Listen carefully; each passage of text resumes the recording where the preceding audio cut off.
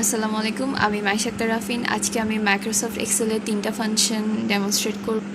আমার ফার্স্ট ফাংশনটা হচ্ছে ইফ ফাংশন। সো এখানে আমাদেরকে অনেকগুলো নেম দেওয়া আছে অ্যান্ড ওদের অবটেন্ড মার্কস দেওয়া আছে। এখন আমাদেরকে বের করতে হবে ওরা পাস করছে নাকি ফেল করছে। এটা ম্যানুয়ালি করার থেকে আমরা ইফ ফাংশনটা ইউজ করতে পারি।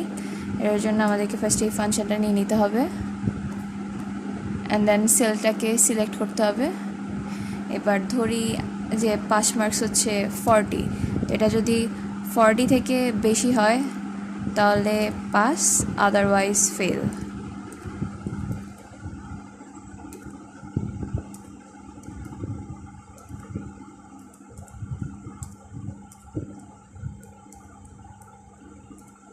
এখন আমরা এন্টার দিব, চলে আসছে। বাকিগুলো আমরা ঠিক একইভাবে সিলেক্ট করে Ctrl+D দিলেই বাকিগুলো চলে আসবে। আমার সেকেন্ড ফাংশনটা হচ্ছে লেন ফাংশন। লেন ফাংশন আসলে হচ্ছে লেংথ ফাংশন। কোনো সেন্টেন্সে বা কোনো ওয়ার্ডে কতগুলো ক্যারেক্টার আছে ওইটা আমরা এই ফাংশনটা দিয়ে কাউন্ট করে ফেলতে পারি। সো এটার জন্য ফার্স্টে আমাদেরকে ফাংশনটাকে লিখতে হবে ইকুয়াল দিয়ে লেন ফাংশন, অ্যান্ড সিলেক্ট করে নিয়ে জাস্ট সেলটাকে সিলেক্ট করতে হবে অ্যান্ড ব্রেকেট ক্লোজ করে দিতে হবে। এবার এন্টার দিলে চলে আসবে।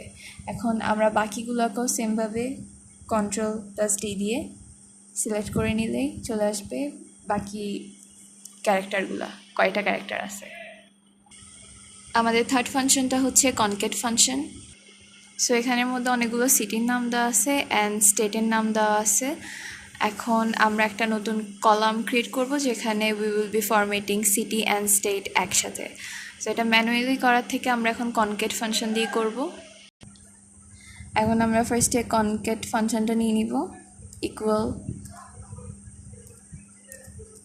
কনকেট। এবার আমাদেরকে সেলটা সিলেক্ট করতে হবে অ্যান্ড স্পেস ক্রিয়েট করার জন্য কমা দিব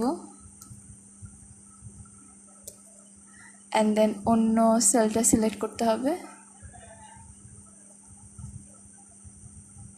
এবার ব্রেকেট